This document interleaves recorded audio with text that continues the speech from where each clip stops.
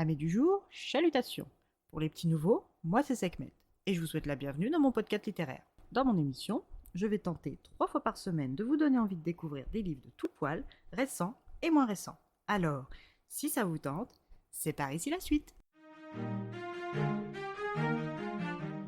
Aujourd'hui, je vais vous présenter Les filles de Witch Hazel House de Cécile Guillot et Nora Lake, publié chez les éditions de Nemos. Dans ce roman, nous allons partir pour le New Hampshire, dans la petite ville de Storm Hill, rejoindre le manoir de Witch Hazel House, aux côtés de la lycéenne Lark Snyder. Cette demoiselle d'1,50 m est une nerveuse. Elle souffre de troubles de compulsion. Ce TOC s'exprime par le chiffre 7 et lui gâche sa vie scolaire. Depuis la rentrée de septembre, Lark fait l'école à la maison, mais suite à un heureux hasard pour elle, elle a été acceptée pour rentrer dans un cursus particulier pour les amatrices de littérature et d'autonomie. Ce programme expérimental met en internat 4 jeunes filles et leur fait suivre le programme de terminale sur ordinateur chaque matin seul et suivre des cours de littérature avancée avec Madame Mitchell Roves l'après-midi. Si les filles ne sont pas directement supervisées les matins, leur temps de connexion, lui, l'est afin que leur matinée reste dévolue à l'étude du programme scolaire. Les cours de l'après-midi, quant à eux, font l'objet d'une évaluation sous forme de projet de fin d'études. Le sujet est libre, mais doit être traité avec sérieux et minutie.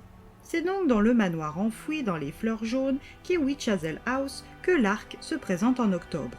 Les 3 autres lycéennes sont toutes installées depuis plusieurs semaines et ont déjà pris leur marque, ce qui ne manque pas d'angoisser Lark. L'adolescente californienne est trop peu vêtue pour les températures du New Hampshire et regrette de n'avoir prévu que des t-shirts à manches et des baskets en toile. Quand elle sort de son taxi, elle chemine sur une allée qui mène à sa nouvelle année scolaire. Elle ouvre et ferme les poings 7 fois avant de se présenter à la porte. C'est Violette Landry qui lui ouvre. À peine plus grande qu'elle, elle arbore un charmant petit chignon châtain roux, sa silhouette est tout en courbe et en douce rondeur. Avec son expression aimable et sa jolie tenue vintage, Lark se sent rassurée de suite. C'est avec elle qu'elle va partager sa chambre pour l'année scolaire à venir. Lark espère que ses tocs ne seront pas trop visibles. Violette est une jolie jeune fille de 15 ans, en avance de 2 ans sur le programme. Elle est ce que l'on appelle une surdouée.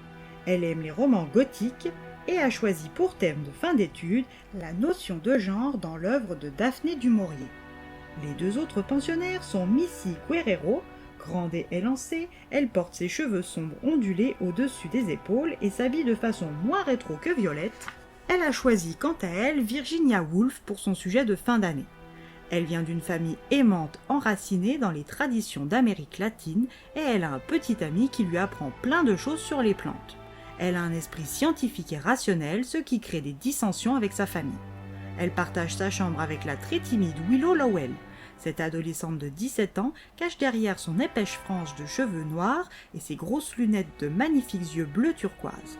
Élevée par sa grand-mère, elle a appris à tricoter dès son plus jeune âge. Depuis la mort de son pilier, tricoter lui est devenu encore plus vital.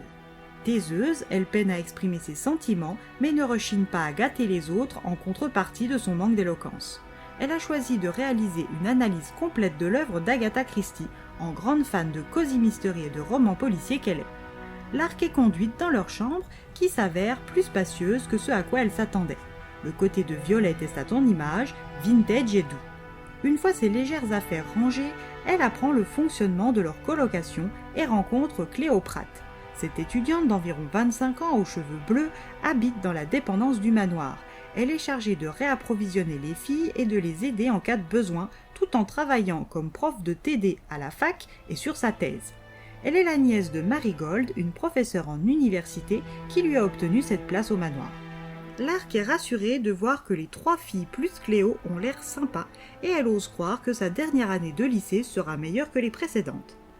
La rencontre le lendemain avec Michel la conforte dans ce sentiment.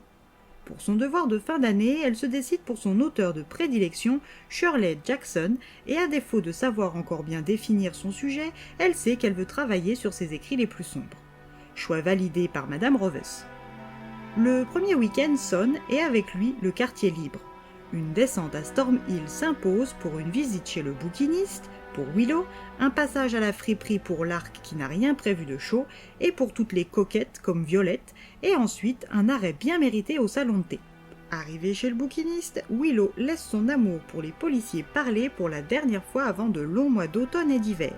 À la friperie de Summer, Lark se dégote quelques pièces chaudes, dont un manteau et des chaussures. Et chez Ivy, du Sorority, elle profite de la chaleur et des sucreries. Elles ont aussi l'agréable surprise, surtout pour Violette, de découvrir une boutique d'ésotérisme derrière le salon de thé. Ivy est une passionnée de lithothérapie et de tarot. Pour marquer le coup, elles choisissent toute une pierre, et Violette la leur offre montée sur des chaînes. Le groupe Rocard soudé, plus que jamais. Une soirée film, plus grignote, et une séance de Ouija improvisée terminent de sceller leur amitié naissante. Mais si les filles s'entendent bien, que les cours du matin comme ceux de l'après-midi avancent bien, les phénomènes étranges commencent. Des affaires déplacées ou cachées, des bruits, des objets volants, et surtout le début des mauvais rêves. La séance de spiritisme entre copines aurait-elle réveillé de mauvais esprits? Sont-elles en danger au manoir? Si oui, qui les menace? À vous de suivre ces 4 jeunes filles dans leur enquête paranormale.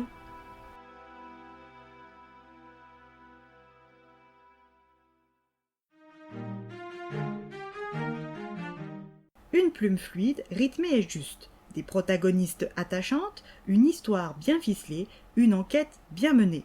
Le tout saupoudré d'esprits frappeurs et de saines sororités. Une vraie belle découverte du Festival des Imaginales d'Épinal.